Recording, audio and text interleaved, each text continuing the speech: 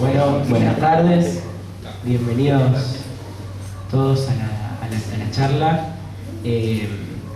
Bueno, les doy la bienvenida en nombre de Tesis 11 y de la juventud del PTS a esta charla sobre Latinoamérica tras la década post-neoliberal.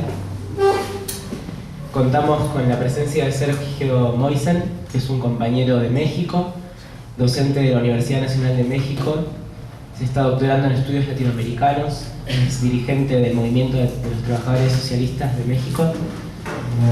Él fue un referente en todo el proceso de movilizaciones por la aparición con vida de los 43 normalistas de Ayotzinapa el año pasado, y también fue preso político en 2013 a raíz de una movilización en la que participó en conmemoración del Halconazo, que fue una masacre estudiantil orquestada por una fuerza paramilitar que se llamó Los Halcones, donde murieron más de 100 estudiantes y que continúa impune. Bueno, los voy a dejar en compañía de él. Nosotros desde Tesis 11, en la Secretaría de Derechos Humanos del Centro de Estudiantes de Humanidades, consideramos muy importante discutir la situación política en Latinoamérica en un contexto en que el imperialismo ataca, por ejemplo, a Venezuela, como sucedió con las declaraciones recientes de Obama, intentando capitalizar el desgaste de los distintos gobiernos que surgieron en Latinoamérica luego del neoliberalismo, y nos parece muy importante discutir con qué estrategia política enfrentar a la avanzada imperialista y qué perspectiva tener ante los gobiernos latinoamericanos hoy. Así que, bueno, muchas gracias por haber venido y bienvenido, Sergio.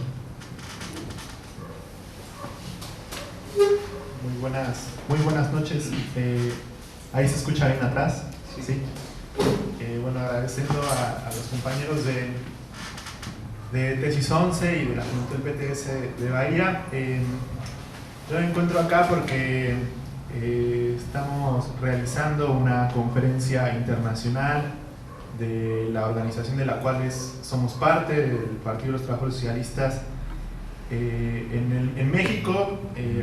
Nosotros somos el Movimiento de los Trabajadores Socialistas, y bueno, vengo a Buenos Aires para ser parte de la delegación de compañeros mexicanos que venimos a discutir con delegaciones de otros países sobre las perspectivas de la lucha de clases del próximo periodo, y bueno, en especial también un poco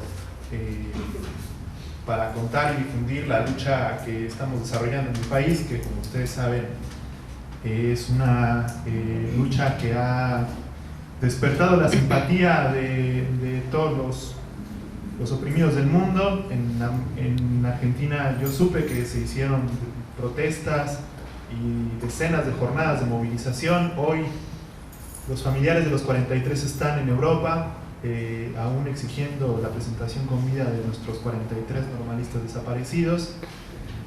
Ayer mismo hubo una acción en París, donde estuvo Omar García, el chico que sobrevivió a la masacre del 26 y 27, junto con familiares de los 43. Entonces, yo hablaré de América Latina, pero también les quiero contar un poco en general sobre lo que sucede en México post-Ayotzinapa. Y bueno, ¿qué tiene que ver? Aunque la dinámica es distinta, tiene que ver con América Latina como región, ¿no? Bueno, son ya, como dice el cartel de la convocatoria, una década de gobiernos post-neoliberales en América Latina, ¿no? El ascenso de Hugo Chávez en Venezuela, del PT en Brasil, del MAS en Bolivia, del Correa en Ecuador, y son 10 años de una política distinta en la región y una confrontación entre las clases que sin duda alguna configuró a América Latina uno de los escenarios más dinámicos de la lucha de clases en el mundo. En primer lugar, no podemos entender América Latina sin pensar en primer lugar lo que implicó la ofensiva neoliberal en los años 90, que como ustedes conocen implicó un retroceso histórico en las conquistas de los trabajadores del pueblo. Y en América Latina hubo una gran resistencia a la aplicación de todos esos procesos de reforma. Uno de esos ejemplos en México fue el alzamiento zapatista en el año 94 contra el Tratado de Libre Comercio, que fue mientras en Europa aparecían primero las huelgas en Francia, que un filósofo llamado Daniel Ben Said decían que eran los primeros gérmenes de luchas obreras. Sin duda alguna, Ya Basta Zapatista fue lo que marcó la tendencia en América Latina, ¿no? Después, probablemente solo fue una anticipación de lo que vendría después, en el caso de Bolivia, con la guerra del agua, la guerra del gas, en donde hubo un semi-levantamiento popular de las masas indígenas aymaras en contra del gobierno de Sánchez de Lozada por el derecho a recolectar el agua de la lluvia. Ustedes conocerán esa historia, donde surgió la coordinadora en defensa del agua y por la vida en Cochabamba y en La Paz, en donde un levantamiento popular derrotó militarmente al gobierno con el uso de dinamita de los mineros de Huanuni. Los levantamientos populares en Ecuador contra la aplicación de los tratados de libre comercio, pero sin duda alguna el lugar central de este proceso fue, yo creo, Bolivia. Fue el lugar en donde mayor tensión y lucha hubo por la caída de los gobiernos claramente neoliberales. Y hablo de Bolivia porque fue un levantamiento que conquistó la caída revolucionaria de un Estado. Aunque fue un levantamiento popular, la clase trabajadora venía tan golpeada que participó de forma diluida dentro del proceso y no pudo ser una alternativa independiente a la caída del gobierno de Sánchez de Lozada. Pero no se puede entender, digamos, los gobiernos postneoliberales sin esa resistencia previa que existió en el año 2005-2006, antes del surgimiento de los gobiernos a lo Chávez y a lo Evo Morales, ¿no? En México, por ejemplo, la dura lucha contra las reformas estructurales desencadenó incluso momentos en donde nos referenciamos en la lucha de los mineros de Huanuni a inicios de 2000 con Bolivia usando dinamita, ¿no? En México, por ejemplo, hubo una durísima lucha que fue la APO, que también fue un momento central de la lucha en América Latina, que fue donde el Magisterio Democrático de la CENTE hizo un paro indefinido de labores, tomando el centro de la ciudad de Oaxaca, donde hubo una coordinadora de mujeres que tomaron los medios de comunicación, lo pusieron a producir bajo su control y usaron la televisión al servicio de la lucha. Y en México, por ejemplo, se hizo muy famosa la consigna, incluso la gente leía los textos de Marx y de Engels sobre la Comuna de París porque opinaban que estaban haciendo igual que la Comuna de París, ¿no? Y en el 2006 hubo un gobierno, un proceso electoral en el cual López Obrador había llegado a la presidencia, le hacen fraude, nosotros como MTS luchamos contra ese fraude asqueroso que le hacen los neoliberales, pero se vivía un ambiente en esa época de agitación política en todo el continente. Prácticamente había procesos sociales en todo el país. Ustedes acá en el 2001 tuvieron un inicio de grandes jornadas revolucionarias con la caída del gobierno por el tema del corralito, y surgieron fenómenos absolutamente novedosos, ¿no? Los piqueteros, los desocupados, pero también las tomas de fábrica. Nosotros, por ejemplo, en México veíamos con mucha simpatía la recuperación de la fábrica Sanón. Nos parecía un gran ejemplo de cómo frente a la bancarrota capitalista los trabajadores son una alternativa de gobierno, ¿no? Pero no solamente la Argentina con el 2001, Bolivia el 2006, México con nuestro 2006 y la APO, sino las ramadas revoluciones en Ecuador, que fueron enfrentamientos brutales con intento de tomas de parlamento que tiraron también gobiernos, ¿no? En el caso de Venezuela surgió un movimiento, el surgimiento del espectro del llamado Caracazo. Ustedes sabrán de la historia de Venezuela, cómo hubo levantamientos. En Latinoamérica siempre ha sido un lugar convulso de movilizaciones contra la ofensiva neoliberal, ¿no? Y en esa época surgió el proyecto de los foros sociales mundiales, ¿no?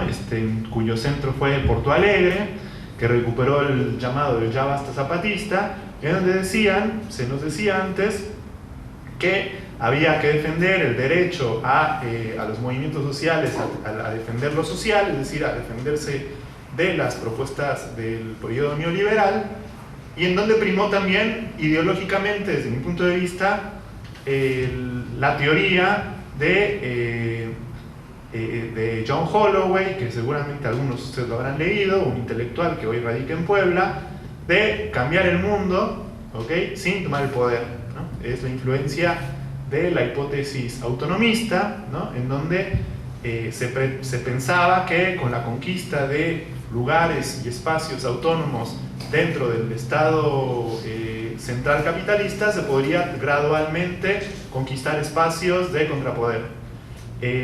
Eso es una época de resistencia a la ofensiva neoliberal, es decir, de duros ataques del neoliberalismo en la imposición de los planes del Fondo Monetario Internacional y el Banco Mundial, pero estos procesos de levantamientos desencadenaron también el resurgimiento de gobiernos que claramente son llamados posneoliberales. Algunos los llamarán populistas, algunos los llamarán antiimperialistas. Hay que ver cómo definimos estos procesos, sobre todo en Sudamérica, y ahí México y el Caribe tienen como una dinámica distinta, porque por ejemplo, mientras en Venezuela surge al poder un gobierno como el de Hugo Chávez, o en Bolivia llega por primera vez a la presidencia un indígena presidente, en México no tuvimos recambio de nada. Es lo que le decía a los compañeros antes de venir, que en México no nos dieron ni oportunidad de un gobierno posneoliberal, ¿no? Nos dejaron siempre con el PRI decenas de años y luego el PAN, etcétera, ¿no? Entonces, nosotros recuperamos una categoría de León Trotsky que hace cuando estuvo en México sobre el análisis que hace sobre Lázaro Cárdenas. Ustedes sabrán que Lázaro Cárdenas fue un presidente mexicano que hizo cosas absolutamente inauditas. La primera de ellas, darle el asilo al único revolucionario sin visado en todo el planeta, como decían de Breton, de derecho de asilo, León Trotsky. Eso era para la época era algo terrible, porque Trotsky era perseguido en la Unión Soviética por los fascistas, por los capitalistas. Trotsky se dignó a decir: usted es recibido. Otra cosa que hizo fue nacionalizar el petróleo del inglés e hizo una colecta nacional para que los trabajadores pagaran en su empresa. Hicieron una colecta para indemnizar a las transnacionales inglesas. Hizo una reforma agraria, pero Cárdenas incluso mandó armas para la guerra civil española. Y Trotsky opinaba, cuando llegó a México, que ese régimen, llega a Tampico y llega a ver Lázaro Cárdenas y por ejemplo, Cárdenas hizo las escuelas, el proyecto de educación socialista, ustedes saben, el proyecto de Ayotzinapa. Cuando llegó Trotsky a México se encontró con un país fascinante, con todo esto. Y la primera pregunta que le surgió a Trotsky para entender al general Lázaro Cárdenas, que le dio asilo, todo lo que les conté, era qué tipo de gobierno era. Porque era una gran discusión para la época. Mientras en Europa había guerra civil, mientras surgía el totalitarismo stalinista, que se subió por encima de la Revolución Rusa de octubre, y por otro lado el hitlerismo, veían en un país como el de Cárdenas un gobierno fascinante. Entonces Trotsky hizo un esfuerzo para entender el general Lázaro Cárdenas como figura emblemática de América Latina, y lo definió como un gobierno progresivo, bonapartista, burgués, de izquierda. ¿Eso qué implicaba?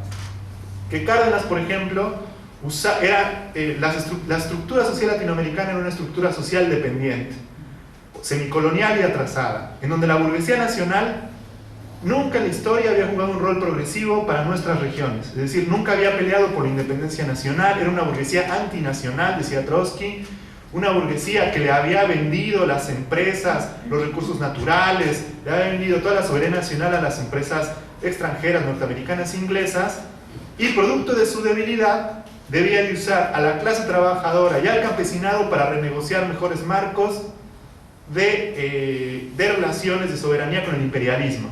Entonces Trotsky se explicaba cómo un personaje como Cárdenas para negociar la expropiación petrolera del capital inglés, construyó la central sindical más importante de México, que es la Central de Trabajadores de México, dirigida por Vicente Lombardo Toledano, para controlar a la clase trabajadora, y con el control de la clase trabajadora, que es una fuerza social más fuerte que la burguesía nacional, poder negociar con el imperialismo.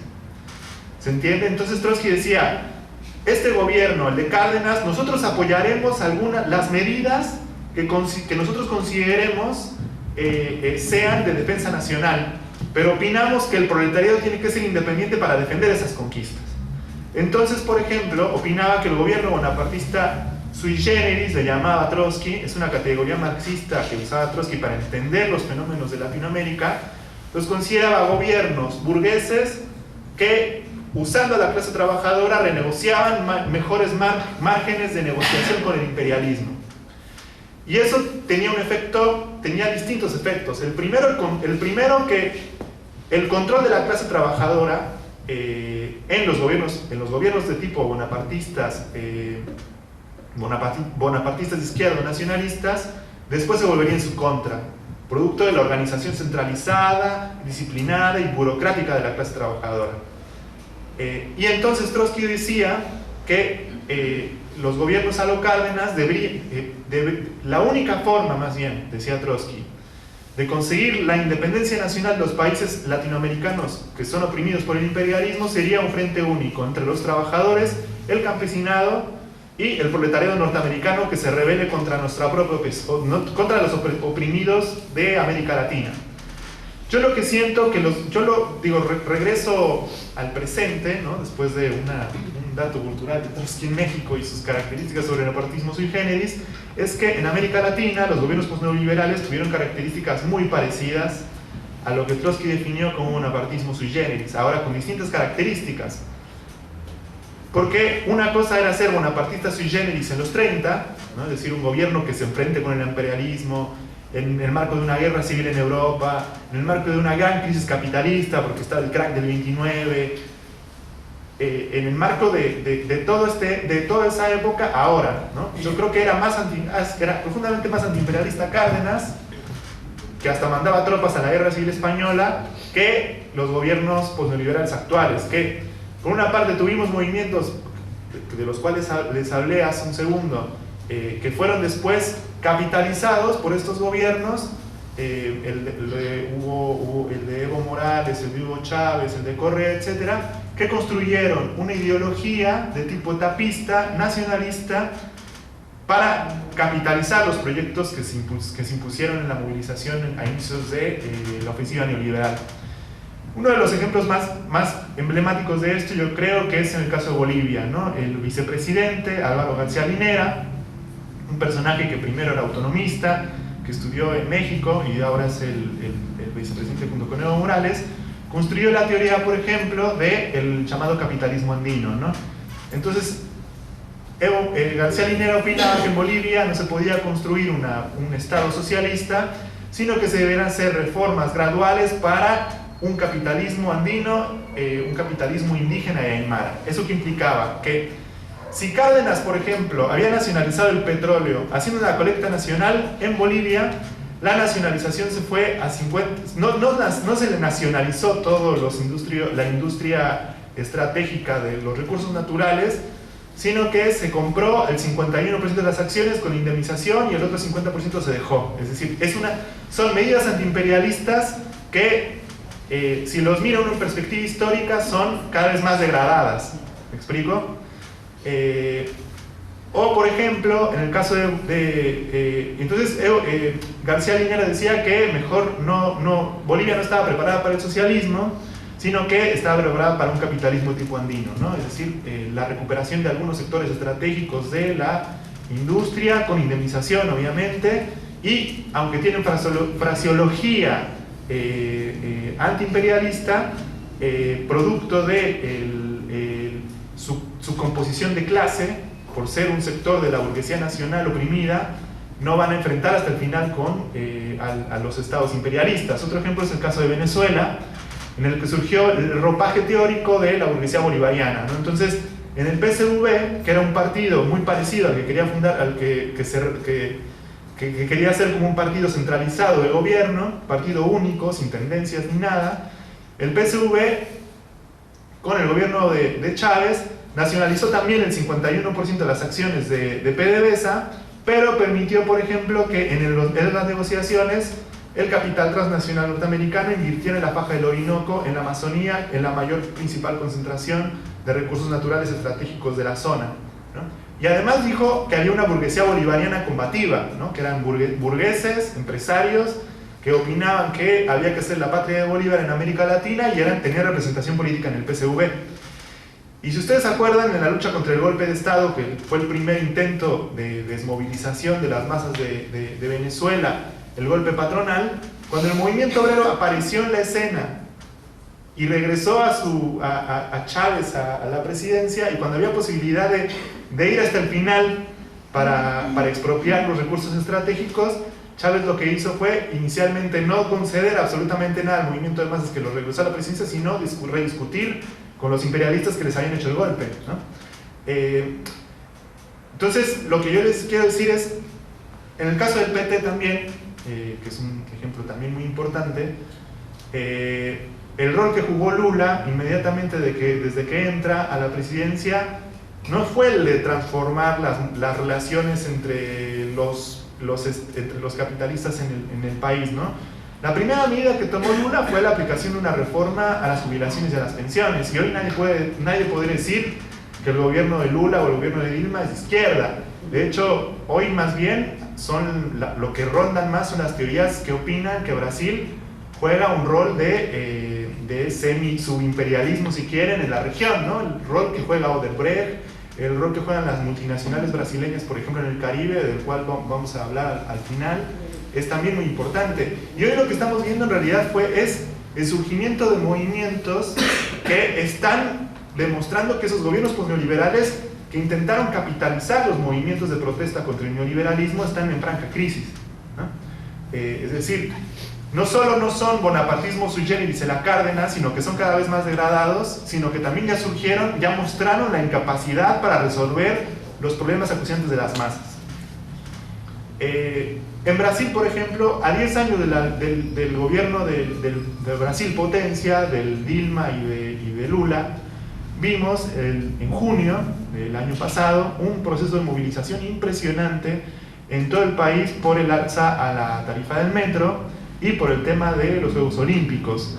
Y de ahí en adelante ustedes vieron cómo ese Brasil potencia, ese Brasil milagroso del crecimiento del 7 u 8%, colapsó. Además también los gobiernos neoliberales tuvieron un ciclo virtuoso de relativa estabilidad económica en el marco de la crisis del 2008, de la crisis capitalista del 2008, por el aumento de la reprimarización extractivista de la economía, que permitía que hubiera estabilidad por los aumentos del precio de los commodities y las materias primas, ¿no? El petróleo en Venezuela,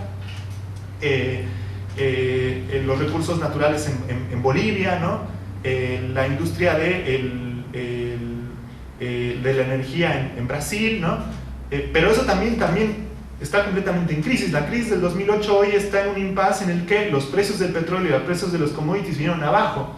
Y hoy además, bueno, los movimientos de Brasil son una muestra de cómo esos proyectos están en franca crisis, ¿no? El movimiento Pase Libre, las jornadas de junio, la incapacidad, por ejemplo, del gobierno de Maduro con la caída de los precios del petróleo, de garantizar relativa estabilidad económica. Hoy en Venezuela lo que prima como elemento central es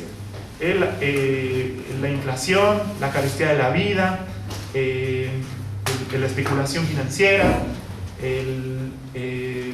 la crisis, ¿no? Y en Brasil, por ejemplo, también lo que pudimos ver, que hoy mismo hay una muy importante huelga de los maestros en Paraná, un estado de Brasil, en contra del gobierno de Dilma. Lo mismo en Bolivia, hay sectores enormes de las corrientes indigenistas que están en contra del gobierno de Evo.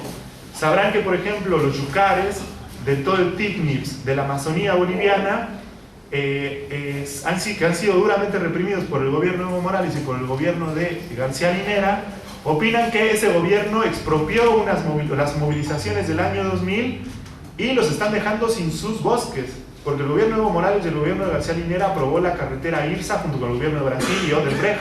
Entonces, incluso ese sector de los yucares están diciendo que ese gobierno no es un gobierno indígena y que no es un gobierno en el cual se sientan referenciados, ¿no? Y es el primer presidente indígena que reprime indígenas, por otra parte, ¿no?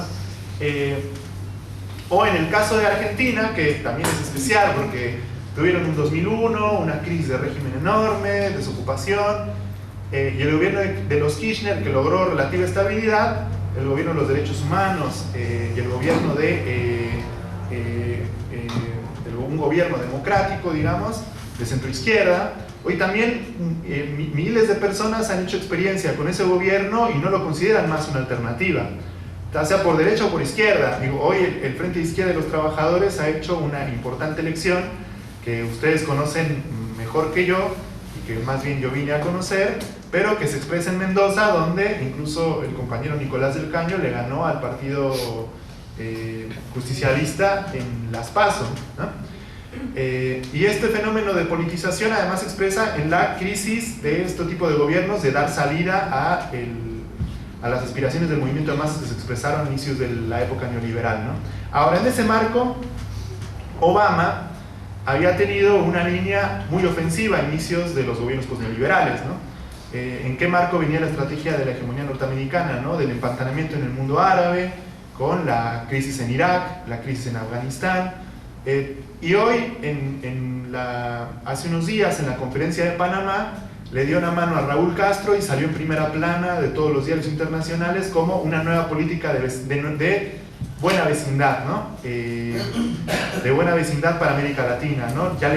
Primero dijo que Venezuela era un país terrorista y ahora ya negoció con Maduro, que mejor que siempre no. A Raúl Castro le dio la mano, eso es un hecho histórico, ¿no? En el marco del restablecimiento de relaciones diplomáticas. Y, por ejemplo, Castro le decía a Obama que agradecía que los gobiernos latinoamericanos postneoliberales consideraran que Obama era una buena persona porque tenía que quitarle el bloqueo a la isla, ¿no? ¿Qué podemos esperar los imperialistas, qué podemos esperar los pueblos del mundo del imperialismo norteamericano en la región? Yo creo que nada. Aunque aparezca que Estados Unidos tiene una nueva política de buena vecindad para América Latina, yo les quiero hablar de México para que más o menos sepan lo que podemos esperar de los imperialistas, porque México es un país excepcional en relación a los Estados Unidos. Compartimos kilómetros y kilómetros de frontera, nos robaron la mitad del territorio a la mitad del siglo XIX, ha intervenido México varias veces militarmente, y hoy, aunque Obama aparezca, ¿no?, como un político de buena vecindad, México es la confirmación de que es mentira, al mismo que Cuba, porque de hecho, bueno, la relación con Cuba, cuando se dan la mano, es porque en realidad con anteriores reformas en la isla hay una negociación oculta entre el Papa argentino y el presidente de Canadá, en donde se acordó gradualmente la libertad económica de inversión de los capitalistas extranjeros en la isla, con lo cual se modifica la estructura social económica, pero se mantiene el Estado. Entonces, esa es una política evidentemente ofensiva para la región. Si hoy cae Cuba, por ejemplo, la estructura social socialista planificada en Cuba, ¿qué podemos esperar los países de toda la región anterior que ni hemos conquistado la independencia nacional y la soberanía? Entonces se aprobó, por ejemplo, en Cuba la nueva ley de inversión extranjera el año pasado, que entró en vigor hace 2 meses, en donde carteras de oportunidades son dadas para que los inversores privados puedan estar en todas las ramas, menos educación, menos industria militar y seguridad social, salud. Todo lo demás va a ser abierto al capital extranjero, y ya empezó gradualmente a entrar el puerto del Mariel, que es un gran proyecto del gobierno de los Castro. Es de industria de petróleo, en donde hay capital norteamericano, brasileño y ruso. Ahí no hay distinción más allá de la discusión sobre Ucrania, pero en relación a Cuba no hay problema, y los capitalistas entienden perfectamente, y ahora se están comiendo en ansias de entrar a Cuba y restaurar el capitalismo, ¿no? Y el propio gobierno de los Castro permite justo esta nueva hipótesis de reinversión bajo la idea de los nuevos lineamientos de la economía política económica que se aprobaron en el 2011 del supuesto Congreso del Partido Comunista, que es reactualizar el modelo socialista con tintes mercantiles, al igual que en China y en Vietnam, ¿no? Entonces es muy probable la hipótesis en el caso de Cuba de una restauración al capitalismo sin la modificación de la estructura social, digo, sin la modificación de la estructura política. Eso va a tener como consecuencia lo que pasa en China y lo que pasa en Vietnam, en donde va a seguir gobernando el Partido Comunista, la isla, un país capitalista, ¿no? Y muchos de los antiguos dirigentes de las Fuerzas Armadas Revolucionarias van a ser ahora los empresarios. Pero bueno, eso en el caso del Caribe y Cuba, ¿no? Pero bueno, México, por ejemplo, yo creo que es un caso maravilloso para demostrar la política de los imperialistas para nuestros países, ¿no? En México, desde el 2006 hay una política de militarización del país con el llamado combate al crimen organizado, con la aplicación del Plan Mérida, que es el presupuesto destinado por Washington de 3.000, 4.000 millones de dólares para el armamento de las Fuerzas Armadas y de la Policía Federal. El Plan Mérida es parte de un proyecto continental que va desde Canadá hasta la Patagonia, bueno, la reactivación de la Cuarta Flota que pasa por el Caribe, y con el Plan Mérida y la política de militarización del país hay una ofensiva de Estados Unidos para México. México es un país que además de estar ligado a la economía norteamericana con el Tratado de Libre Comercio, tiene una gran zona en el norte del país de grandes transnacionales automotrices, el fenómeno maquilador, que fue la forma en la cual se integró México en el Tratado de Libre Comercio, dependiente de la economía norteamericana. México es profundamente dependiente a la economía norteamericana, y con la crisis del 2008, la venta de armas de Estados Unidos para México es una forma de reactivar esa rama de la economía. Por otra parte, el gobierno norteamericano ha intentado implementar el llamado combate al crimen organizado para la aplicación de la militarización del país como una medida preventiva para posibles alzamientos que se mostraran por la aplicación de las reformas estructurales. En México se aplicaron la reforma laboral, que hace de México una especie de país, que quiere hacer de México una especie de país de recepción de inversión extranjera directa de mano de obra barata para la maquila de Estados Unidos, ¿no? Porque es un país de 127 millones de habitantes. La aplicación de la reforma a Pemex, que es la venta de todo el petróleo, todo él hoy está privatizado. La reforma educativa, que es el modelo educativo norteamericano, que es privado, en donde las familias tienen que dar un porcentaje de su salario para que las escuelas sean rehabilitadas, porque el Estado se desentiende del presupuesto educativo. Eso implica también una reforma laboral en el magisterio, en donde antes teníamos un contrato colectivo, ahora hay que hacer evaluaciones semestrales para permanecer en el empleo.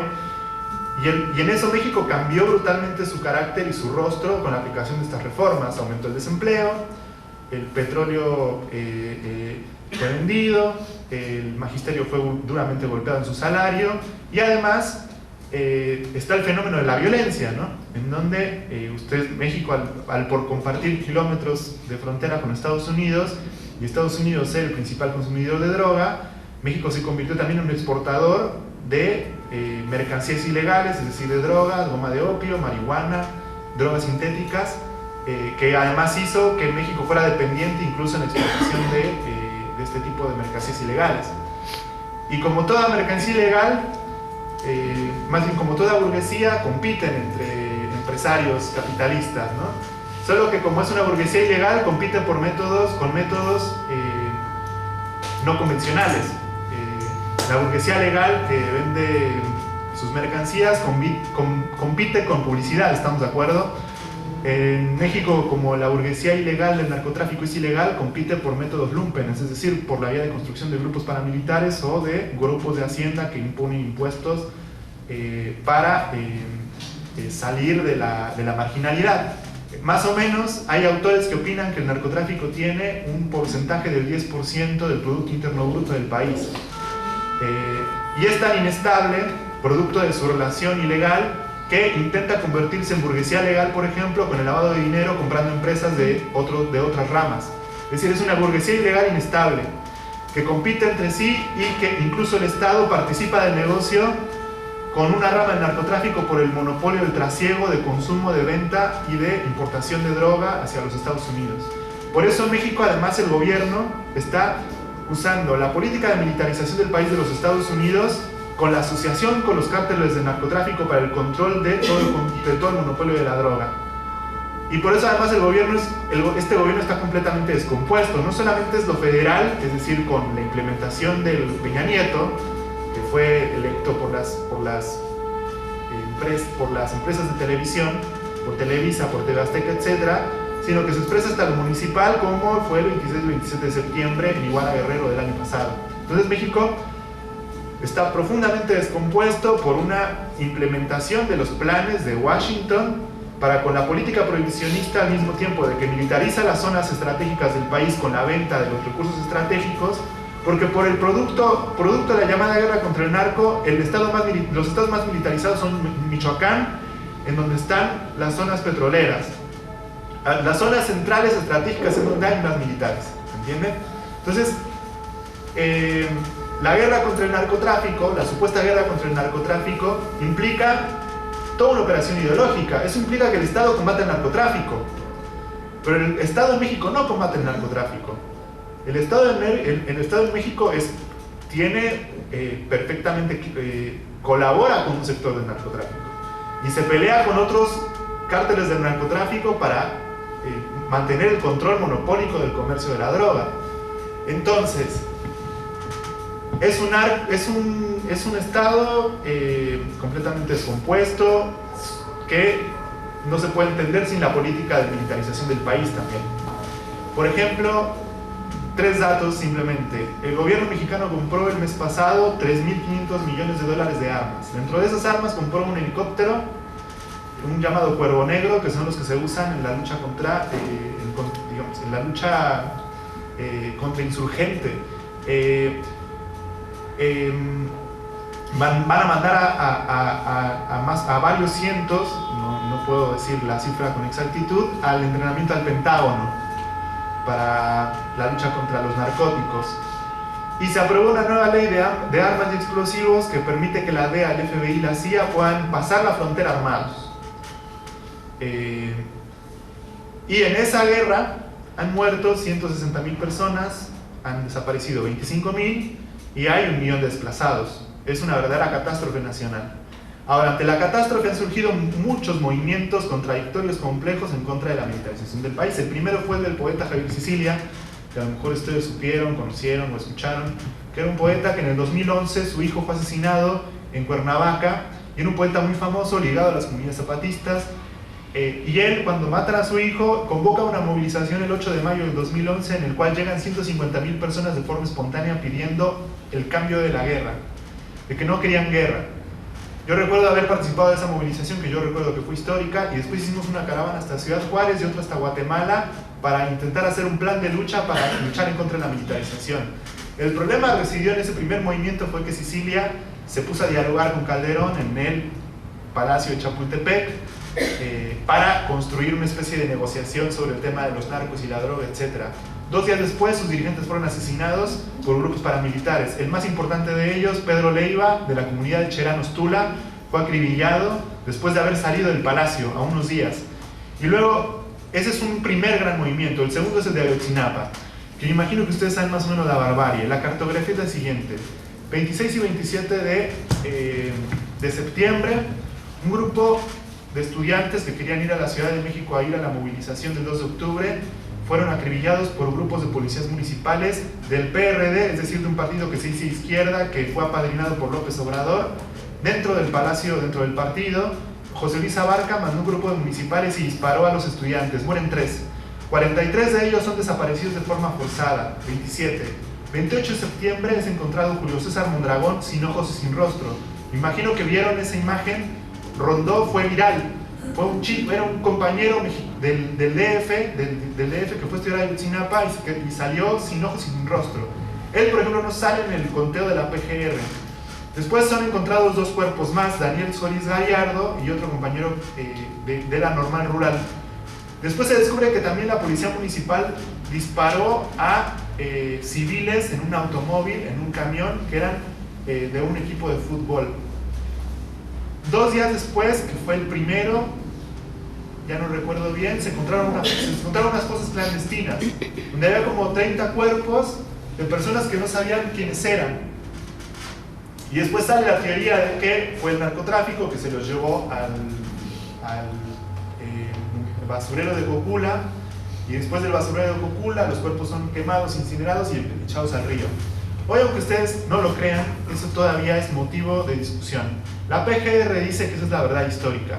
¿Qué es la PGR? La Procuraduría General de la República. La PGR es como el aparato de investigación del gobierno de México. Murillo Karam dijo que la verdad histórica es que esos 43 jóvenes estudiantes fueron asesinados en el cementerio, en el basurero de Cocula, y que fue municipales, que se los entregaron a un grupo de crimen organizado que se llaman Guerreros Unidos, y que por una confusión pensaban que eran de otro grupo de narcotraficantes y que estaban compitiendo. Así está más o menos la historia. Ahora nadie les cree. Por eso hubo un gran movimiento que decía que no era el narco, que el narco es el Estado.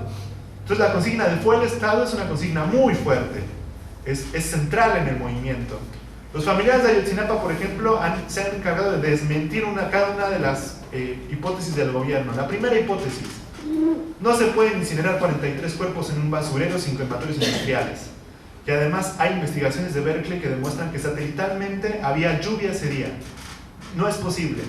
Segunda cuestión, hay indicios de que el Batallón 27, las Fuerzas Armadas y la Policía Federal participaron del operativo. Y hay bitácoras de radio en el cual se decía cómo iba a ser el operativo y quién iba a ser el operativo. Por lo tanto, no era solo municipal. El ejército solamente puede actuar por órdenes federales, es decir, por el ejecutivo del país. Y hay indicios, además históricamente, de que el Batallón 27, que está cerca de donde fueron los hechos de Iguala, es especialista en desaparición forzada en los años 70 contra la guerrilla de Lucio Cabañas y Genaro Vázquez. Y además, uno de los chicos que intentó llamar a su familiar antes de llegar la última llamada de uno de los compañeros de los 43, dice uno de los padres de los 43 que en el GPS se encontró que la llamada estaba dentro del Batallón 27. Y los familiares, naturalmente, lo que hicieron fue intentar entrar al Batallón 27. Lo que recibieron de la Policía Federal y del Ejército fue represión. No sé si ustedes vieron una nota que fue escandalosa. Cuando llegaron los familiares de los 43, con todo el peso moral y el poder que tiene ser los familiares de los 43 normalistas desaparecidos, y lo que hizo la Federal fue poner un grupo de choque y aventaron gases lacrimógenos y balas de goma. Esa es la cerrazón. Entonces, no solamente no se cree de esa verdad histórica, que además hubo peritos argentinos que decían que era muy probable que esas evidencias fueran sembradas, porque no hay forma de decir si era así o no era así de ese modo, ¿no? Hay indicios de que fue el ejército. Entonces es un estado demencial, es un estado que actúa de forma brutal, digamos. Es un bonapartismo terrible, muy represivo. Pero bueno, ante todo eso, el respaldo viene de Washington, ¿no? Washington dijo que Obama decía que si necesitaba ayuda al gobierno de Peña Nieto, ellos se encargaban de mandar a algunos militares y especialistas para quirúrgicamente encontrar quiénes habían sido los responsables. Y el gobierno de Peña Nieto claramente no cayó y no se ha cimbrado. ¿Ustedes creen qué hubiera pasado en cualquier otro país cuando se hace un crimen de este tipo? Por lo menos cae un gobernador o cae un representante del Estado. En México no cayó nadie, pero no cae nadie porque está de los imperialistas y porque Obama le dio el espaldarazo y lo defiende a capa y espada. Y a pesar de que hubo una movilización de 500,000 personas en el Zócalo de la Ciudad de México, con paro de maestros nacionalmente y de telefonistas, todavía no fue suficiente para echar abajo al régimen político mexicano. Pero fueron movilizaciones impresionantes. 500.000 personas en la calle. Ese día, por ejemplo, que fue la segunda vez que se quema, que se quemó la puerta del Palacio Nacional, solo se había hecho en la colonia. Y ese día, cuando se quemó esa puerta, salieron los federales y los militares a echarnos del centro de la Ciudad de México, y a los chicos que detuvieron el 20 de noviembre fueron enviados a penales de máxima seguridad a la Secretaría de Investigación de Delincuencia Organizada en penales de Nayarit y Veracruz, con supuestos delitos de 40 a 45 años de pena. Afortunadamente lo sacamos, pero así de duro se puso el régimen, ¿no? Entonces hubo de todo, hubo movilizaciones, hasta quemaron la Ciudad de México, la ciudad universitaria donde yo doy clases, por ejemplo, se convirtió en un foco rojo, porque eran miles los estudiantes que estaban movilizados. Y el gobierno, por ejemplo, montaba provocaciones. A un chico lo intentó desaparecer de forma forzada, no sé si vieron esa noticia, fue brutal, que llegaron federales vestidos de civil, recuperaron al compañero, se llevaron al compañero activista, y un chico lo filmó en su celular, y eso logró impedir que lo desaparecieran. Y lo llevaron también a la Secretaría de Delincuencia Organizada. El gobierno llegó a disparar dentro de la universidad, en la Facultad de Filosofía y Letras, donde fue un compañero afuera del Auditorio Che Guevara, el mítico Auditorio Che Guevara del CGH en 99. Uno de los chicos fue atravesado con una bala en su pierna. Después el Estado incluso llegó a quemar un autobús afuera de Ciudad Universitaria para decir que había grupos anarquistas violentos que estaban en la facultad, y curiosamente ningún grupo anarquista defendió el hecho, ¿no? Y el gobierno, digamos, después de este gran proceso de movilización, avanzó como hubo un gran proceso de movilización democrática que planteaba vivos te los llevaron, vivos los queremos, fue el Estado, y abajo Peña Nieto, y como en noviembre el pico de la movilización no alcanzó para que el movimiento se desarrollara en forma revolucionaria, el gobierno después avanzó en contra de los trabajadores y el pueblo con medidas terribles. Supieron que en enero, en la movilización de la CETEC, un profesor jubilado fue asesinado a golpes por la Policía Federal y el Ejército, varias profesoras maestras fueron violadas en la carretera de Acapulco, un dirigente campesino en Cuernavaca fue asesinado, se despidió a Carmen Aristegui, que es una periodista muy importante de México, de CNN y de MBS, que yo opino que si la ponen si la ponen como candidata independiente se hace de masas, ¿no? Es súper famosa, la despidieron, ¿no? Es un recorte a las libertades democráticas brutal, porque no permiten que haya prensa independiente, y en ese marco las elecciones, ¿no? Donde el gobierno quiere legitimar y decir, no, los 43 ya no es lo importante, hoy hablemos de las elecciones. Tenemos que cambiar el parlamento, diputados, senadores. Y para los partidos no pasó nada. Ya está, PRI, PAN, PRD y Morena vuelven otra vez a discutir quiénes son los que van a cambiar el parlamento. Y de los 43 no dice nada. Y lo curioso es que los padres de los 43 están llamando a decir, no, esto no se olvida. Hay que repudiar el proceso electoral, y hicieron el llamado a que todos hagamos un repudio al proceso. Y hay lugares en donde va a ser boicot, hay lugares en donde la gente va a ir a quitar las urnas por dolor, por impotencia, por malestar, por odio, por odio. Si ya los familiares de los 43 intentaron ir al batallón 27, y ya han tomado como 4 veces las oficinas del INE en Guerrero, que no lo vuelvan a hacer no nos sorprende. Entonces los familiares de los 43 están llamando a decir, si el Morena se dice izquierda, ¿por qué no lo vimos nunca en los procesos de movilización por Ayotzinapa? Nunca los vimos. López Obrador hizo una concentración a los 2 días para decir, yo no soy el de la foto con Abarca, que fue el que disparó y mató a los 3 normalistas el 26 y el 27 de septiembre, pero sí era. Porque cuando López Obrador era del PRD, fue el que le dio el espaldarazo a Izquierda Democrática Nacional de la corriente del PRD dentro de Guerrero. Todos los padres de los 43 dicen, no, elecciones nada, hagamos un gran proceso de repudio. Y hay un gran proceso de repudio. Nosotros en México, por ejemplo, como MTS, el Movimiento de los Trabajadores Socialistas, en vez de estamos haciendo campaña por anular el voto. Estamos haciendo una gran campaña por que ese movimiento que se expresó en las calles no desaparezca. Porque está en el riesgo de que después del avance del gobierno se quede como un movimiento más. Nosotros creemos que lo de Ayotzinapa es un punto de no regreso. O salimos de forma unificada para repudiar a todo este régimen que está completamente podrido, desde lo municipal, estatal y federal, avalado por los imperialistas, y hacemos que el movimiento regrese, resurja como el ave fénix, pero duplicado, no solamente en el magisterio, y sectores de servicios y en el estudiantado, sino los sectores concentrados de la industria, o si no, el gobierno va a avanzar todavía más, ¿no? Entonces por eso nosotros estamos teniendo la política de ir a las urnas y anular nuestro voto. Y bueno, ahí vamos, digamos, como haciendo una gran campaña nacionalmente por esta política en distintos estados, ¿no? Y bueno, por último, nosotros, bueno, a mí me da mucho, me siento mejor después de contarles esto, porque siempre es muy bueno poder difundir la lucha de nuestros 43 en donde sea posible. Y pues ojalá lo puedan seguir ustedes difundiendo, y pues si hay una próxima acción el día 26 a 8 meses de la desaparición de nuestros 43 humanistas, ojalá puedan asistir. Eso es todo, pues muchas gracias.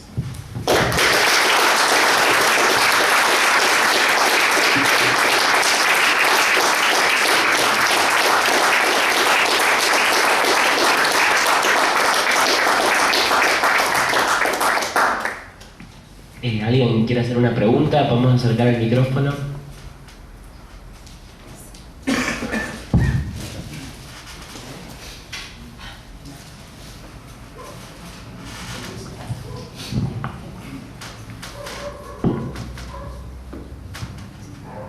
¿Allá? ¿Querés que no va a llegar el micrófono hasta allá, pero por ahí te escuchamos? ¿Yo? Sí. Sí, no, pego un grito de aquí. Bueno. Bueno, ante todo, realmente lo felicito de todo corazón, porque realmente, y esto va para Sergio, aquí en la Argentina en general y sobre todo en Bahía Blanca en particular, hay muy pocos docentes, los hay, pero no hay demasiados, que tengan una línea política tan clara y que defiendan las causas revolucionarias como lo ha hecho él. Aquí en Bahía hay mucha gente que hace como sí, pero en realidad no. Así que felicitaciones, porque realmente fue muy bueno lo que yo acabo de escuchar. Una reflexión que se me ocurre y una pregunta al compañero. Coincido con lo que ha dicho. Los viejos gobiernos de Frente de Liberación Nacional y Social, hoy en día lo que intenta hacer el remedio de ese es un antiimperialismo degradado, discursivo. Aquí Cristina Kirchner hizo lo mismo, nacionalizó el 51% de YPF y se lo entregó a Chevron, que es una mezcla de ingleses, chinos, yanquis. Ella tiene esta teoría que viene desde hace muchos años de me apoyo en un imperialismo para combatir otro. Y nosotros creemos, yo, bueno, en particular no soy de otra agrupación y de otro partido,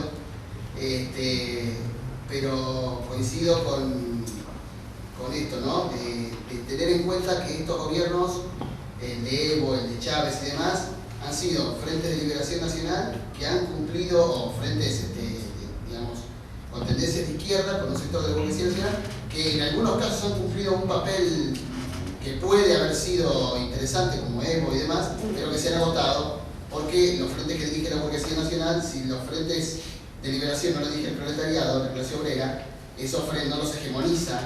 Esos frentes que van al fracaso. La burguesía nacional, en efecto, es una burguesía oprimida, con contradicciones con el imperialismo, pero no deja de ser burguesía. De modo que sin un frente con el proletariado, sin una organización con un proletariado al frente, no se puede hacer nada. Yo lo que quiero preguntar es cuáles son las perspectivas en México de construcción política, digamos, de una alternativa popular de izquierda, y quiero preguntar además, nosotros acá en la Argentina, esto es una opinión, digamos, mía y de mi pensamiento, ¿no? Nosotros acá en Argentina, en Bolivia, donde yo estuve hace poco, en Venezuela han avanzado muchísimo los chinos. Nosotros consideramos que los chinos son un imperialismo, el que ha más avanzado en el cono sur de América. Nosotros queremos saber, yo quisiera saber si en México también tiene injerencia los chinos y los rusos, o la hegemonía total de los yanquis. Más, no sé, si hay algunas más preguntas, podemos juntarlas y yo cerrar lo mismo. Claro, si alguien más quiere preguntar algo, juntamos varias preguntas y después contesta Sergio. Lo pregunto así, ¿se escucha? Sí. Bueno, no, primero agradecer que estés acá, me parece buenísimo. Después, bueno, escuchaba un poco lo que vos contabas del caso de México, a partir del Tratado de Libre Comercio y de las maquiladoras, y me acordaba un poco de la situación de las mujeres, no solamente en Ciudad Juárez, que es como el caso, digamos, paradigmático, donde mueren mujeres pobres, que es la mano de obra barata, que va, bueno, todo lo que vos habías contado, y también reflexionando sobre los gobiernos post-neoliberales, esta idea de que las mujeres en estos gobiernos no hemos conseguido nada. Incluso en estos gobiernos, como en Bolivia, como en Venezuela y en Argentina, que puede haber habido un aire, si se quiere, en algunas políticas, pero que las mujeres, y sobre todo las mujeres trabajadoras, estudiantes y del pueblo pobre, no hemos conseguido nada. Cuando tuvimos el 8 de marzo la oportunidad de escuchar a las compañeras de México, de Pan y Rosas México, nos comentaban que en México cada 3 horas es asesinada una mujer, que es algo terrible, bueno, lo que vos contabas de que fueron violadas, abusadas también en este mismo conflicto, y que, por ejemplo, en Argentina cada 30 horas una mujer es asesinada, cada 6 horas es violada, y creo que en el resto de Latinoamérica las cifras son similares. Bueno, nada, esa reflexión, y por ahí que cuenten un poco la situación de las mujeres en México. ¿Otra pregunta?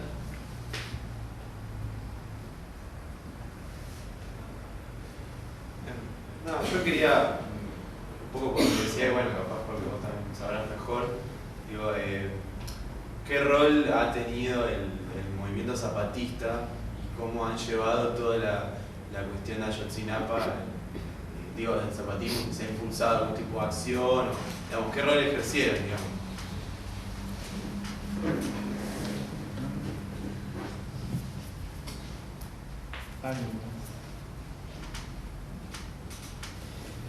¿Una pregunta más antes de cerrar la ronda de preguntas? Yo quisiera preguntar algo. Corta la pregunta. Dentro de lo que vos comentaste, que el partido de izquierda está metido dentro de la muerte, ¿no? Como si estuviera en un estado totalmente dictatorial, ¿no? ¿Cuál es la opinión generalizada de México, de los casi 200 millones de personas? Digo, es como que es confuso decir, sí, los de izquierda siempre estuvieron a favor de los de...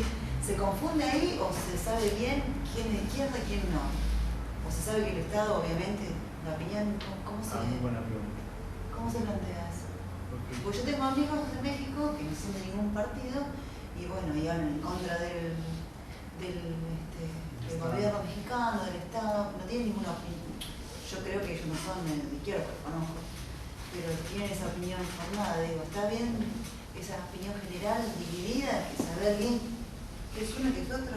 Porque debe ser una confusión tremenda, ¿no? Que, por lo que contaste vos. Sí. De hecho, es un tema, ¿sí? Ahora te cuento si quieres, podemos empezar. ¿Sí? Igual si hay alguien que quiera preguntarme algo, me puede interrumpir sin problemas. Voy a empezar de atrás para adelante para no olvidar. O sea, el régimen político mexicano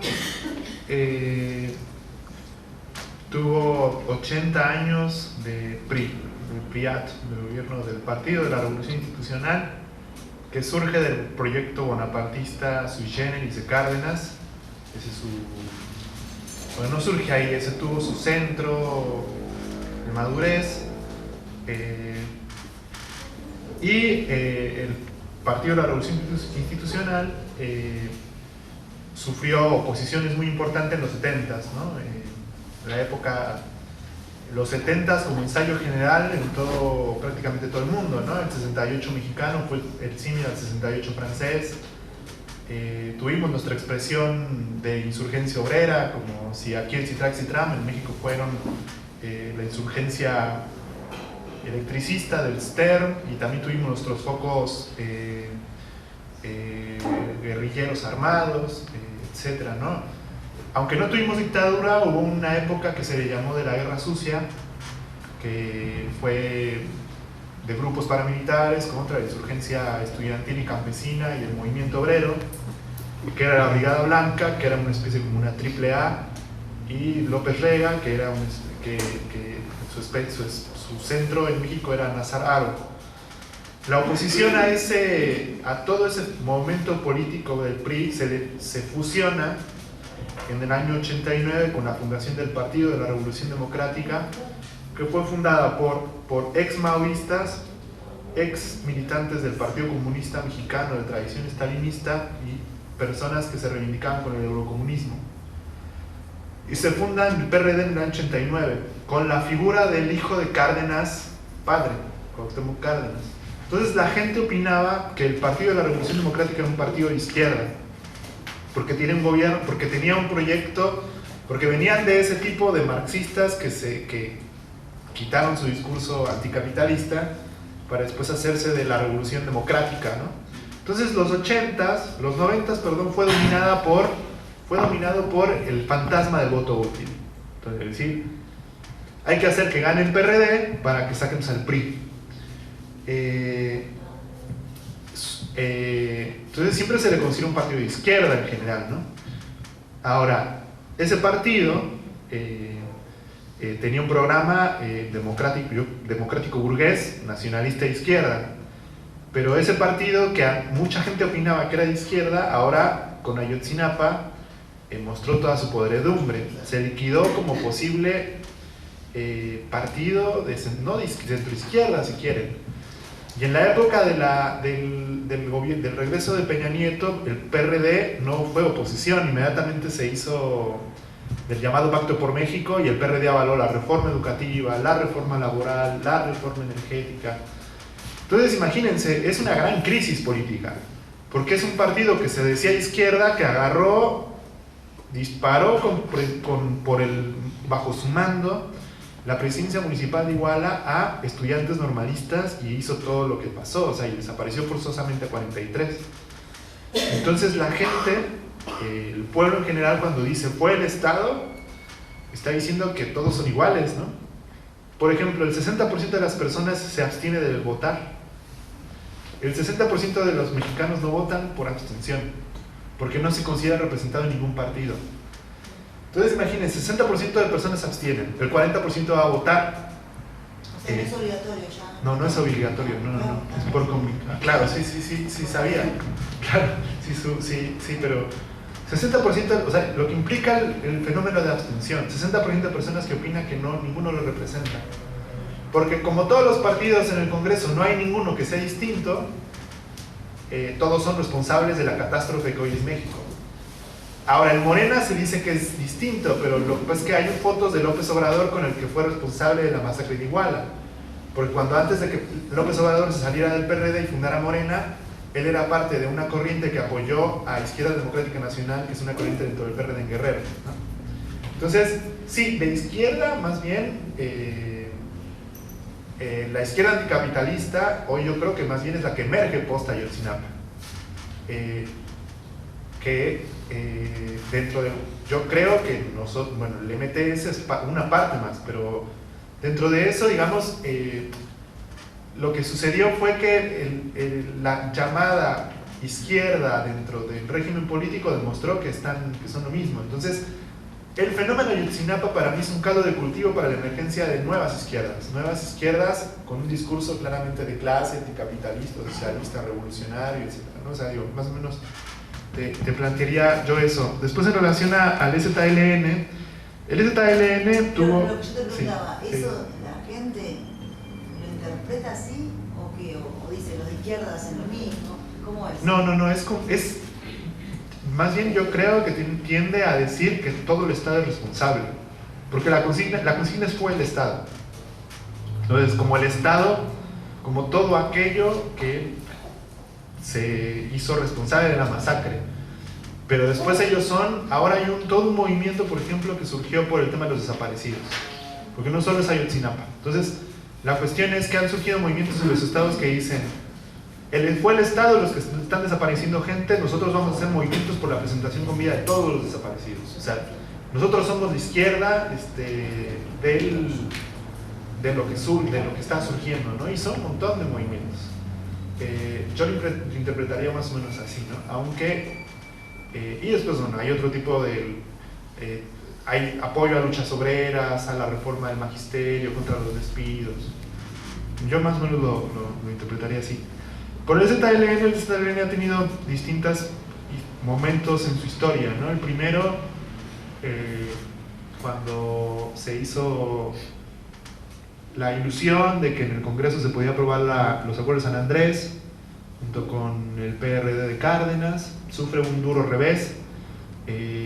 Tenía simpatías por el PRD a inicios de que surgió el zapatismo, después tiene un giro que era políticamente de izquierda, que es cuando se hacen anticapitalistas, ¿no? Pero en el anticapitalismo sufren dos represiones, la de Atenco en mayo, de cual se cumple ahora creo que 9 años, no recuerdo bien,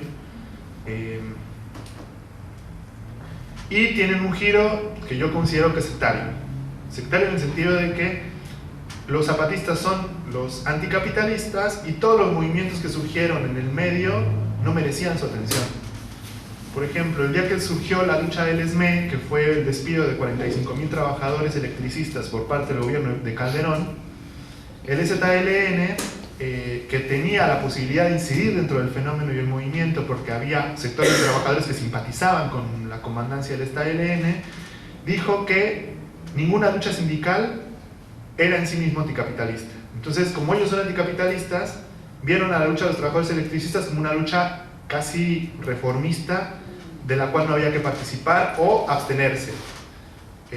Otro elemento sectario fue el tema del fraude del 2006, porque digo, más allá de que nosotros no consideremos que López Obrador sea un cambio revolucionario para México ni nada, lo que es una realidad es que le robaron la elección y de que no se respetaron las votaciones del 2006. El zapatismo decidió decir, no, nosotros no nos metemos en la política de los de arriba, sin dialogar con el fenómeno democrático que planteaba la necesidad del conteo de los votos y de cuestionar la democracia completamente degradada. Ahora, con el fenómeno Ayotzinapa, hizo una movilización en San Cristóbal, en Chiapas, y yo creo que vienen en una situación de sectarismo y ahora más bien de dura represión. Ustedes saben que fue asesinado recientemente Galeano por un grupo paramilitar, están acosados, pero tienen un discurso anti-vanguardista que los hace abstenerse de la lucha política de los fenómenos del último periodo. De hecho, llegaron a decir algo que fue brutal para el movimiento Ayotzinapa. No sé si ustedes leyeron las declaraciones del subcomandante Galeano ante subcomandante Marcos, que dijo que todos aquellos que se movilizaban por Ayotzinapa era por moda. Eso dijeron. Sí, claro, sí. Revísenlo en YouTube, en Google. Sí. Dijeron eso. Y decían, porque decían lo siguiente, le decían a los familiares de los 43, así como se movilizaron cuando nosotros nos saltamos en el 94, la gente los va a olvidar. Eso de derechos. Nada. Entonces, eso fue muy duro, porque decir que uno se movilizaba por los 43 por moda, no dialogaba con nadie. Y yo creo que si un futbolista que es famoso de México, que dice que vivos los llevaron, vivos los queremos, a mí me parece absolutamente bien. No por moda, es una demanda democrática elemental, ¿no? O que los sindicatos como los telefonistas que hicieron un paro no lo hacen por moda, lo hacen por una política correcta. Todos los zapatistas yo creo que hicieron cometieron ese error Y eso causó mucho malestar en el movimiento en el movimiento de Ayotzinapa. Y de hecho hay quienes opinan, hay intelectuales, hay teóricos del zapatismo que opinan que el zapatismo viene de hecho en la juventud como un fenómeno retirada. Otro elemento fue el zapatismo en el Yo Soy 132 también. Cuando opino todo el movimiento por el tema de los medios de comunicación, el zapatismo también fue mudo, ¿no? Ahora, que toda la juventud simpatice con el zapatismo y opine que está mal que haya grupos paramilitares, sí pasa. Ahora, que el zapatismo influya en la ideología autonomista, de hecho, en su concepción de poder, en su concepción ya cada vez es menos. Hay una generación zapatista, que es la de antes de la huelga de la UNAM, y un poco durante la huelga de la UNAM, y las generaciones que irrumpieron hoy en el último periodo no irrumpieron por la lucha zapatista. Y con Ayotzinapa hay un quiebre muy grande, porque mientras había, por ejemplo, lo que hoy se está discutiendo en el fenómeno de Ayotzinapa es el tema del poder, no el problema del antipoder. O sea, lo que hoy se está discutiendo por qué es qué faltó para vencer. Y mientras el zapatismo dice nos cagamos en las vanguardias, como decía en su discurso del 2006, hoy lo que la gente está discutiendo es cómo nos organizamos para ganar. Entonces yo siento que ahí el zapatismo ya ahora hizo un seminario en Oventic y todo, etcétera, en homenaje a Luis Villoro, pues fueron intelectuales de un montón de lugares de Europa, etcétera. Y por ejemplo ahí dice cosas, pues sí, contra el capitalismo en general, que está bien, pero no lo que ha tenido es errores de estrategia claves. Incluso en el 2006 cuando fue la otra campaña decía, si los obreros no luchan, en algún momento el zapatismo habrá crecido tanto que nosotros ocupamos las fábricas y se las vamos a entregar a los obreros. Entonces los obreros no participan del proyecto, ¿no? En fin, yo diría más o menos eso del ZLN, lo cual no implica que no se le defienda como proyecto de autonomía y de respeto a los acuerdos de San Andrés. De hecho, Yo Soy 132, aunque el ZLN no dijo nada de Yo Soy 132 planteaba el respeto a los acuerdos de San Andrés. En fin, pero de Ayotzinapa lo central es esa frase que dijo el subcomandante Galeano de los que dicen vivos los llevaron vivos, los queremos es por moda. Y eso fue terrible para el movimiento. Por lo de las mujeres, pues la situación de las mujeres en México yo creo que es terrible y antes estaba la historia de Oaxaca es emblemática porque las mujeres comienzan la lucha del APO, son las que construyen la coordinadora de mujeres y toman los medios de comunicación, y eso demostró que las mujeres cuando avanzan doblemente por sus dobles cadenas, ¿no? Pero en México ese es el elemento más avanzado. Socialmente la situación de la mujer, no sé si ustedes sepan, pero bueno, el caso de Ciudad Juárez es un caso que es emblemático para pensar la situación del país, porque toda la frontera norte se convirtió casi en un laboratorio, una fábrica de desaparición de mujeres, ¿no? Se usan para, no sé, de todo tipo, se usan para entrenamiento de grupos paramilitares, por ejemplo, y en toda la frontera hay un movimiento de mujeres que no exige, una demanda democrática es el derecho al aborto, donde no hay derecho al aborto, hay presas por abortar, sino la demanda central del movimiento de mujeres en la frontera es la aparición de todas las desaparecidas que no están contadas. Por ejemplo, hay ciudades de la frontera donde hay avenidas enteras con pesquisas de mujeres porque desaparecen. Por pesquisas. Rostros, o sea, de que no paras de ver rostros en las calles, no paras de ver rostros de mujeres desaparecidas. ¿Y quiénes son las trabajadoras de la maquila? Porque se han encontrado, por ejemplo, formas de enganchar a las trabajadoras de la maquila en donde se hacen entrevistas de trabajo, por lo cual llevan sus documentos y papeles, y ahí es donde son raptadas con toda la documentación necesaria. Y surgieron y el gobierno lo que hace, el gobierno de la frontera lo que hace es dar, por ejemplo, cajas con piedras, diciendo que son huesos. con muestras de ADN de los médicos forenses de Texas, San Diego.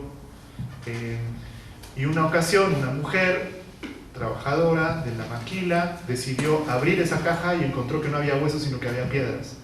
Y fue tanto el dolor que se fue caminando desde Ciudad Juárez, Chihuahua, hasta la capital, que son como 7 horas caminando en el desierto, sin saber, pensando que llegaban 2 horas. Y se fue caminando de enojo y molestia. Se le fueron juntando madres. Y se hizo una caravana, que fue la caravana de las mujeres, de las hijas desaparecidas, que cuando nosotros nos veíamos en la Ciudad de México hicimos el esfuerzo de ir hasta allá, porque pensaban, no habían salido de Ciudad Juárez, pensaban que en 2 horas llegaban a la capital del estado. Y fue brutal llegar a la representación de la comisaría del estado, porque los tipos decían que había pruebas de ADN que demostraban que esos eran los restos de una de las pesquisas de las desaparecidas. Pero eso implica que el estado lo que hace es dar cajas con piedras. Es una gran fábrica de desaparición de mujeres. Y curiosamente, así como hay esta situación, hay mucho feminismo teórico. En el PUEG, investigadoras, pero hay muy poco, hay movimiento de mujeres que cada 8 de marzo sale a luchar. Entonces, además de la lucha por el derecho al aborto y el derecho a decidir, una de las demandas centrales en México es el tema de la aparición de todas las muchachas desaparecidas. Cada 8 de marzo, por ejemplo, se hace un esfuerzo enorme en la Ciudad de México para que vayan las madres de Ciudad Juárez a la Ciudad de México a encabezar la movilización, porque las madres están a la izquierda del feminismo, ¿me explico? Son más combativas. En fin, es muy interesante. Y bueno, por las perspectivas de China, bueno, son muchas preguntas, pero en México no, el capital chino es minoritario, fundamentalmente es capital norteamericano. México es TLC. Hubo una fábrica de aceros que estuvo a punto de quebrar por la exportación del acero chino, pero hoy por hoy me atrevo a asegurar que las inversiones extranjeras de China debe de ser del 0.00, porque está al lado de los Estados Unidos, entonces hay muy poca inversión de China. Y bueno, las perspectivas de conjunto, yo creo que las perspectivas son positivas a pesar de todo, porque por lo siguiente, yo creo que hoy en América Latina hay un nuevo ciclo abierto de movilizaciones y de luchas.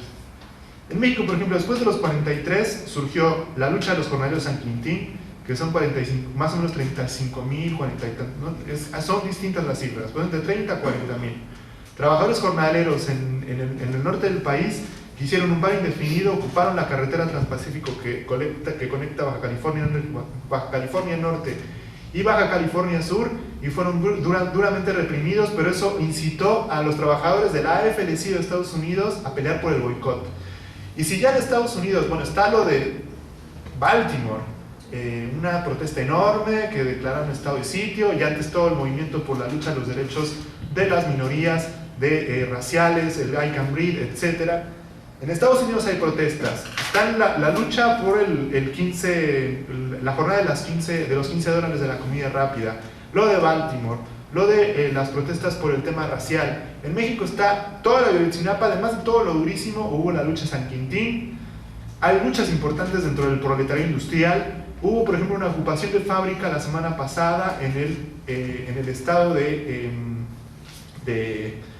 Tamaulipas, si no recuerdo, que era una empresa transnacional, Delphi, que le trabaja a la industria automotriz, 150 trabajadores ocupando la fábrica solo por el derecho a la sindicalización. Pero si uno ve más seriamente en América Latina, hay ciclos de luchas que desbordan por izquierda a los gobiernos posneoliberales. En Brasil, por ejemplo, hoy, si uno lee las notas de la semana anterior a hoy, todos son luchas obreras. Vuelve el Mercedes-Benz, vuelve el Magisterio del Paraná, los Gareis después de los trabajadores de la recolección de basura en Sao Paulo. Aquí yo creo que, bueno, estuvo la lucha de Lear, estuvo la ocupación de Manigraf y de Donnelly, pero el surgimiento de la izquierda con el frente del FIS, el frente de la izquierda de los trabajadores, es una muestra de cómo algo está cambiando en el continente. Y hay una posibilidad de una salida alternativa a los gobiernos neoliberales que viene desde la clase trabajadora con independencia de clase.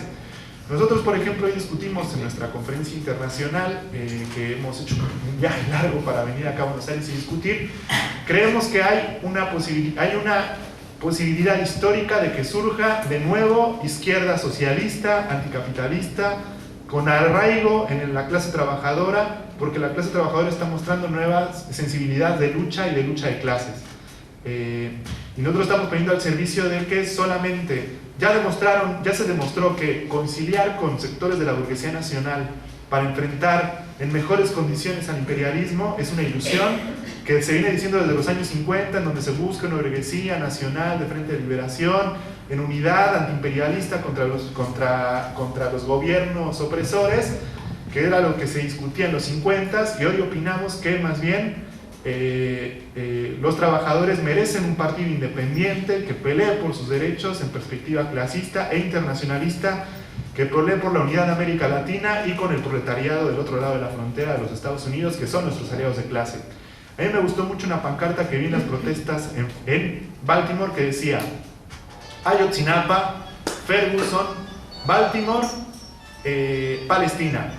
Eso para mí es una muestra de cómo, si unimos las luchas de América Latina con los explotados del otro lado de la frontera, podemos conquistar la independencia nacional, podemos reconquistar nuestra soberanía y conquistar una alternativa de los trabajadores, la juventud y el pueblo pobre, en perspectiva de pelear por un programa que, por ejemplo, Trotsky, cuando estuvo en México, anteponía a los gobiernos de tipo bonapartista sui generis, que era la Federación Socialista de América Latina, ¿no? Y de América de conjunto. Entonces yo cerraría con esto y pues muchas gracias. Creo que si no hay más preguntas, pues cerramos acá. Gracias de verdad.